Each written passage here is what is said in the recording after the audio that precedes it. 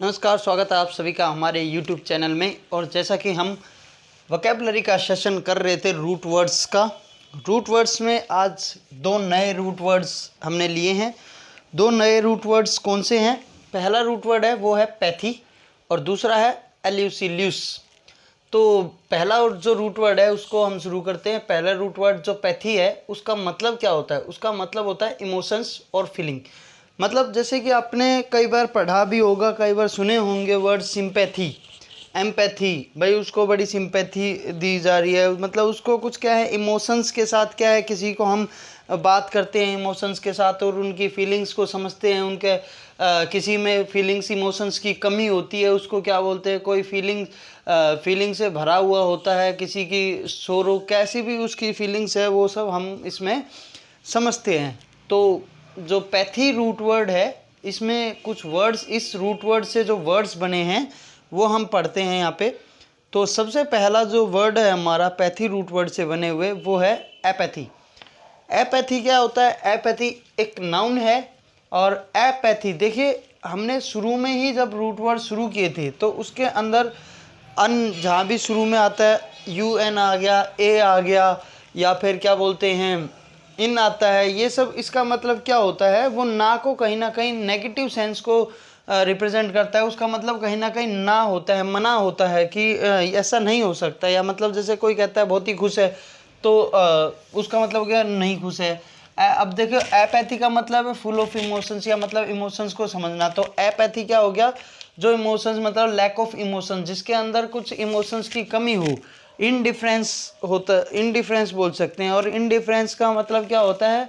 उदासीन, मतलब जो जिसके अंदर कोई इमोशंस फीलिंग्स नाम की चीज़ नहीं होती, वो चुपचाप अपने उसमें मस्त रहते हैं, ठीक है, उसको कोई मतलब नहीं है। और इसका इनडिफरेंस का अलग एक स्टोइक होता है, अनकंसर्न, मतलब जिस किसी से कंसर्न नहीं है उसको, कोई मिलजुल के, मतलब कोई उसमें इमोशंस की कमी होती है, ठीक है। नेक्स्ट जो वर्ड है हमारा, नेक्स्ट वर्ड होता है एंटीपैथी। अब देखो पैथी भी वही है, पैथी, एपैथी और एंटीपैथी में देखो एंटी पार्टी, एंटी क्या होता है? एंटी भी अपोजिट होता है। मतलब कोई चीज़ अगर सही सेंस में जा रही है, पॉजिटिव सेंस में, तो एंटी का मतलब क्या होगा? उसका अपोजिट, ठीक है। तो एंटीपैथी क्या है? एक नाउन है और इसका मतलब क्या होता है? ए फीलिंग ऑफ डिसलाइक और हेटेड। मतलब एक ऐसी फीलिंग होती है जो ना पसंद करने की, मतलब डिसलाइक करने की, किसी चीज़ को डिसलाइक करते हैं। मतलब किसी, कोई तो इतना फीलिंग्स से भरा हुआ इमोशंस उसके लिए है, मगर वो क्या होता है, डिसलाइक कर देता है, उसको हेट करता है। उसके अंदर कोई भी ऐसी लाइक की फीलिंग्स नहीं होती है पसंद करने की, ठीक है। नेक्स्ट जो हमारा वर्ड आता है, नेक्स्ट वर्ड हमारा होता है सिंपैथी। सिंपैथी जो है एक नाउन है। और सिंपैथी आपने बहुत ज़्यादा सुना भी होगा आपने, सिंपैथी, भाई उसको बहुत ही सिंपैथी की ज़रूरत है। या हम किसी को क्या होते हैं, जब कोई दुखी होता है तो हम क्या करते हैं, उस पर एक मतलब उसको सहानुभूति देते हैं। या किसी के साथ कुछ मिसफॉर्च्यून हो जाता है, कुछ मतलब दुर्घटना हो जाती है, किस नुकसान हो जाता है, तो हम क्या करते हैं, उनको सिंपैथी देते हैं, ठीक है।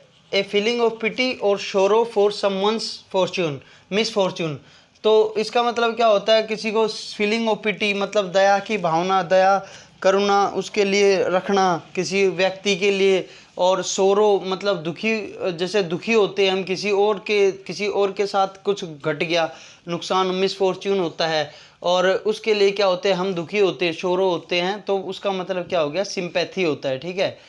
अब एक और होता है इसी के जैसे, सिंपैथी के जैसे एक और वर्ड होता है एम्पैथी। एम्पैथी क्या होता है? एम्पैथी भी एक नाउन है।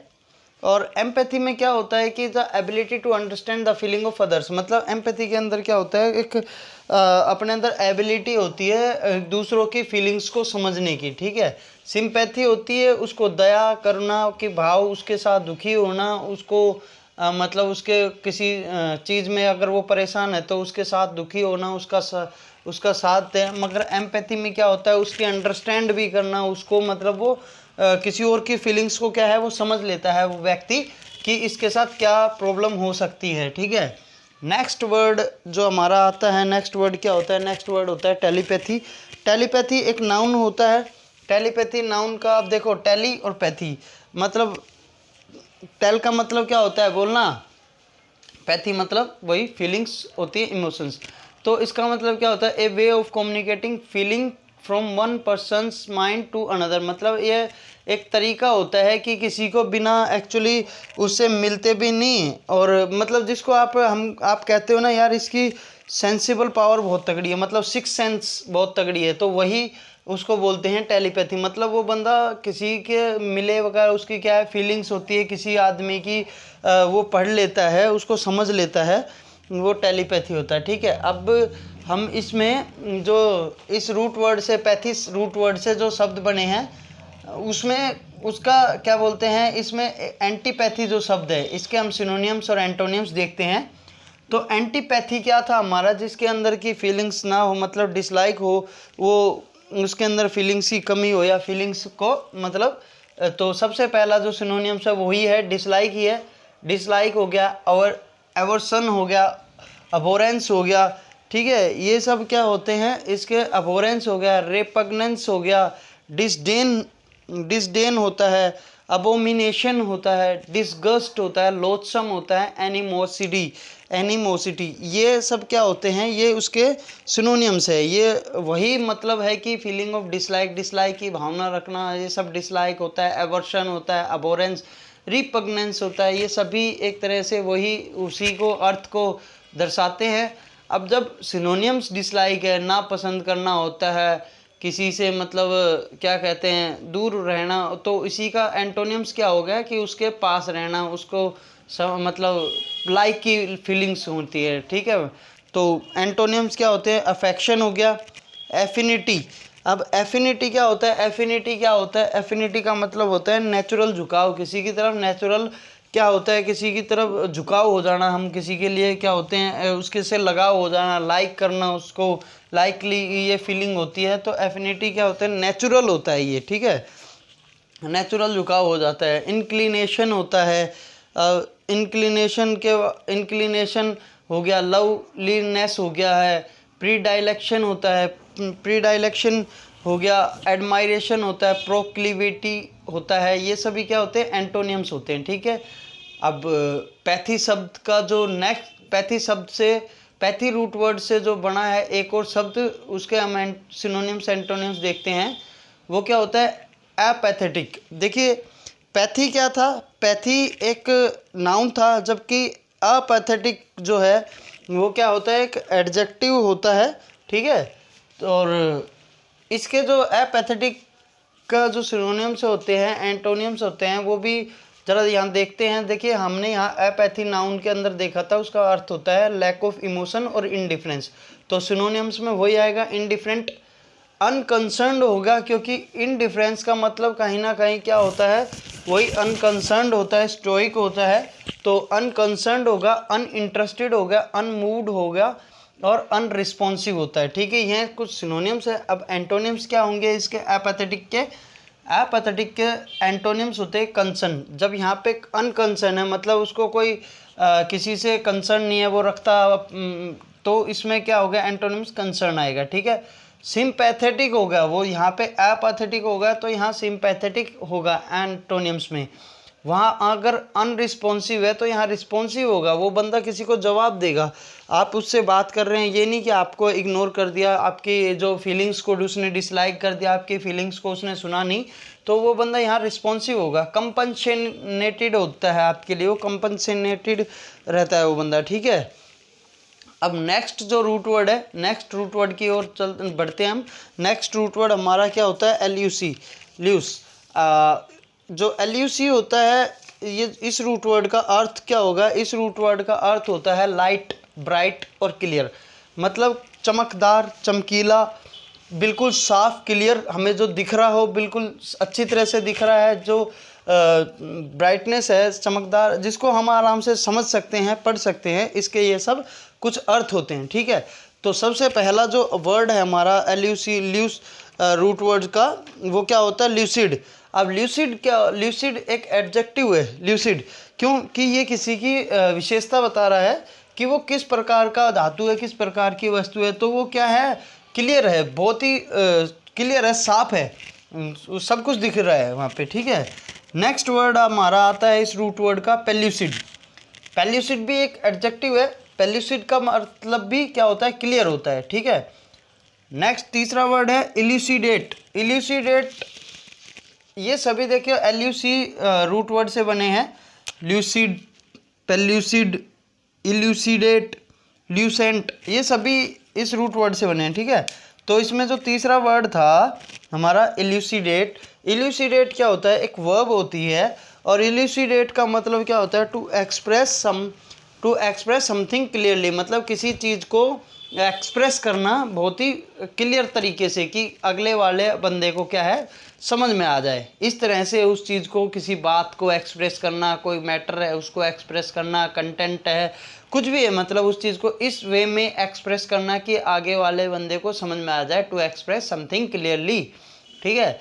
अब फोर्थ जो वर्ड है ल्यूसेंट, फोर्थ वर्ड भी एक एडजेक्टिव है। ल्यूसेंट एक एडजेक्टिव है और इसका अर्थ क्या, इसका मतलब क्या होता है, ब्राइट एंड शाइनिंग, मतलब बहुत ही चमकदार, शाइनिंग देने वाला कोई भी मतलब धातु होती है या कोई भी मतलब ऑब्जेक्ट होगा जो बहुत ही ब्राइट और शाइनिंग हो, उसको हम, उसके लिए हम क्या वर्ड यूज़ करते हैं, ल्यूसेंट, ठीक है। फिफ्थ वर्ड है यहाँ पे ट्रांसल्यूसेंट। ट्रांसल्यूसेंट भी एक एडजेक्टिव है। ये किसी ऐसे ऑब्जेक्ट की विशेषता बताता है ट्रांसल्यूसेंट की, जिसमें क्या, वो क्या करता है, वो अलाउ करता है लाइट टू पास थ्रू, मतलब वो अपने उसमें से, जिसको हम कहते हैं ना भाई ये ग्लास जो है वो क्या है, ट्रांसपेरेंट है, ट्रांसल्यूसेंट है, मतलब वो उसके अंदर से क्या होती है, लाइट क्या होती है, पास हो सकती है, ठीक है। तो इसमें भी जो हमारा ये रूट वर्ड था ल्यूस, इससे जो वर्ड्स बने हैं इसमें भी हम पेल्यूसिड जो वर्ड है उसके हम सिनोनिम्स और एंटोनिम्स देखते हैं। तो पेल्यूसिड का जो सिनोनिम्स होते हैं, पेल्यूसिड का मतलब क्या होता है, क्लियर होता है। तो इसमें सिनोनिम्स वही आएंगे, क्लियर हो गया, पेल्यूसिड, ल्यूसिड हो गया, लिम्पिड होता है, एलोक्वेंट होता है। एलोक्वेंट का मतलब भी क्या होता है, बिल्कुल इस तरह से बिल्कुल साफ सुथरा, मतलब बिल्कुल क्लियरली उसने बोला है, या ऐसे इलोक्वेंट है वो बहुत ही वर्ड्स। डिस्टिंक्ट हो गया, कॉन्स्पीशियस हो गया, कॉन्स्पीशियस है। इसके बाद परस्पीशियस हो गया, एक्सप्रेसिव हो गया, मतलब एक्सप्रेसिव है वो, मतलब उसको हम एक्सप्रेस कर सकते हैं, क्लियर है, क्योंकि क्लियर है तो एक्सप्रेस भी कर सकते हैं। ट्रांसपेरेंट है, ट्रांसपेरेंट हो गया, ट्रांसल्यूशेंट हो सकता है, एपेरेंट हो सकता है, ऑब्वियस हो गया, इंटेलिजिबल हो गया। अब देखिए ये जो वर्ड आया है कि इंटेलिजिबल, ये जो वर्ड है इंटेलिजिबल, इसमें क्या बोलते हैं, इसी तरह के दो वर्ड जैसे हो के, एक इंटेलिजेंट होता है और एक इंटेलिजिबल, ये जो हमारा है, ठीक है। एक इंटेलिजेंट जो होता है हमारा, क्या है वर्ड, इंटेलिजेंट, और हमारा जिबल, ठीक है। दोनों ही क्या होते हैं, एडजेक्टिव होते हैं, ठीक है। क्या हो गए, दोनों क्या हो गए हमारे एडजेक्टिव है। ये दोनों आपस में देखो, इंटेलिजिबल और इंटेलिजेंट, मतलब आप किसी के लिए कहेंगे भाई ये बहुत ही इंटेलिजेंट पर्सन है, तो उसकी विशेषता बता रहे हो इंटेलिजेंट पर्सन। और इंटेलिजिबल मतलब किसी चीज़ के लिए कि ये बिल्कुल क्लियर है भाई, ये समझ में आ सकता है, कि ल्यूसिड है, ये पेल्यूसिड है, क्या कहते हैं, ये एक्सप्रेसिव है। इंटेलिजिबल उसके लिए यूज़ कर सकते हैं, मतलब इसका मतलब जो इंटेलिजेंट है, इसका मतलब तो कि वो बंदा इंटेलिजेंट है, उसको क्या है, वो नॉलेजेबल है, उसको चीज़ों की जानकारी है, नॉलेजेबल है वो, ठीक है। और इसका मतलब क्या हो गया, इंटेलिजिबल का मतलब कि ये जो कंटेंट है या ये कुछ भी चीज़ है ये अंडरस्टैंडेबल है, इसको हम समझ सकते हैं, ठीक है, अंडरस्टैंडेबल है, ठीक है। इसी तरह नेक्स्ट जो वर्ड आता है हमारा कॉम्प्रिहेंसिबल। अब कॉम्प्रिहेंसिबल भी क्या है, कॉम्प्रिहेंसिबल भी एक वर्ड होता है जिसका क्या होता है, ये कॉम्प्रिहेंसिबल क्या होता है, एडजेक्टिव होती है, ठीक है। क्योंकि हमारा जो पेल्यूसिड था देखिए वो एडजेक्टिव है। अब पेल्यूसिड एडजेक्टिव है तो हमें आंसर भी किस में देना है, एडजेक्टिव में देना है, ठीक है। तो कॉम्प्रिहेंसिबल हमने यहाँ लिया है एडजेक्टिव। वैसे जो वर्ड है कॉम्प्रिहेंसिबल, ये वर्ड बना है हमारा कॉम्प्रीहेंड से। कॉम्प्रीहेंड, अब ये देखो मैं ये लिख देता हूँ यहाँ पे, यहीं पे लिख देता हूँ मैं आपको,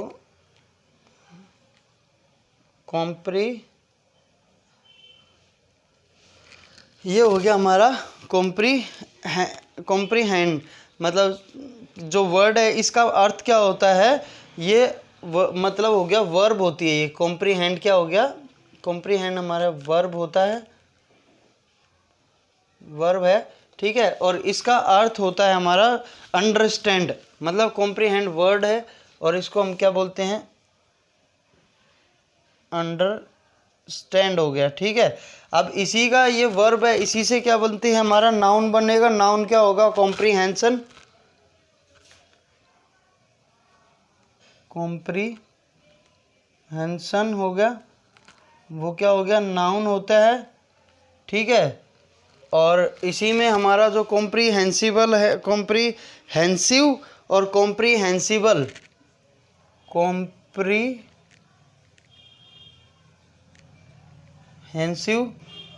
और कॉम्प्रीहेंसिबल, ये क्या होती हैं, एडजेक्टिव होती हैं, ठीक है, ठीक है। और इसका मतलब क्या होता है, कॉम्प्रीहेंशन हमारा क्या होता है, देखो जो वर्ब है तो उसका हम वर्ब में आंसर देंगे अंडरस्टैंड, ठीक है।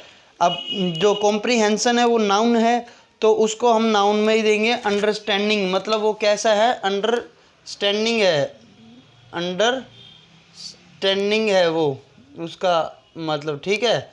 और जो कॉम्प्रीहेंसिव है उसका मतलब क्या हो गया, वास्ट कह सकते हैं हम, इलॉबरेट कह सकते हैं, डिटेल्ड वे में कह सकते हैं हम इसको। हम क्या कह सकते हैं, जो कॉम्प्रीहेंसिबल है, कॉम्प्रीहेंसिव है, ये क्या हो गया, वास्ट हो गया, बहुत ही वास्ट नॉलेज है, डिटेल नॉलेज है उसमें, डिटेल्ड नॉलेज है। और क्या बोलते हैं, इलेबोरेट कह सकते हैं हम उसको, इलेबोरेट का मतलब होता है। और जो ये कॉम्प्रीहेंसिबल एडजेक्टिव है इसका मतलब क्या हो गया, अंडरस्टैंडेबल क्या होता है, इसका अर्थ होता है एडजेक्टिव का, ठीक है, कॉम्प्रीहेंसिबल का। अब इसी तरह क्या होता है, इसी तरह से हमारा नेक्स्ट जो वर्ड आता है आर्टिकुलेट। अब आर्टिकुलेट का मतलब क्या होता है, आर्टिकुलेट का मतलब हो गया क्लियर स्पीच, मतलब जो बिल्कुल ही ऐसा वक्ता जो बहुत ही जो स्पीच देता है वो बिल्कुल क्लियर होती है, उसका एक एक शब्द जो होता है स्पीच का वो बिल्कुल समझने लायक होता है, बिल्कुल उसको समझ सकते हैं, ऐसी स्पीच वो देखता है, ठीक है, क्लियर स्पीच। अनइक्विवोकल, अब देखिए इक्विवोकल क्या होता है, इक्विवोकल होती है अनक्लियर, तो अनइक्विवोकल क्या हो गया, कहीं ना कहीं क्लियर ही होगा वो, ठीक है। एक्सप्रेसिव, जिसको हम एक्सप्रेस कर सकते हैं, ठीक है, एक्सप्रेस। उसके बाद क्या हो गया, डिस्क्रीट, डिस्क्रीट। अब डिस्क्रीट का मतलब देखो, डिस्क्रीट जो होता है, डिस्क्रीट भी दो शब्द होते हैं, एक तो क्या कहते हैं, ये जो हमने लिख रखा है DISCRETE होता है, एक DISCREET होता है। देखिए एक तो ये वर्ड हो गया, ये लिखा है जो DISCRETE होता है, एक होता है DISCREET। ये दोनों भी वर्ड एक जैसे ही हैं। देखो ये जो वर्ड मैं बता रहा हूँ ना, ये एक जैसे सिमिलर, जैसे इंटेलिजेंट था, इंटेलिजिबल था। अब इन दोनों में अंतर है और अलग अलग उसके लिए यूज़ किया जाता है। इंटेलिजेंट जैसे नॉलेजेबल व्यक्ति के लिए यूज़ किया जाता है, जिसको नॉलेज है, जिसको क्या कहते हैं, ज्ञान होता है, जो बहुत ही इंटेलिजेंट होता है, काफ़ी उसको नॉलेज होती है।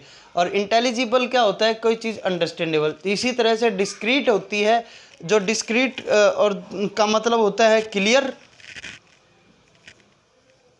मतलब वो क्या है, वो चीज़ क्या है, बहुत ही क्लियर है, डिस्क्रीट वे में लिखी हुई है। और क्या होता है, जो ये DISCREET होती है, इसका मतलब क्या होता है, केयरफुल रखना, केयरफुल या कॉशियस।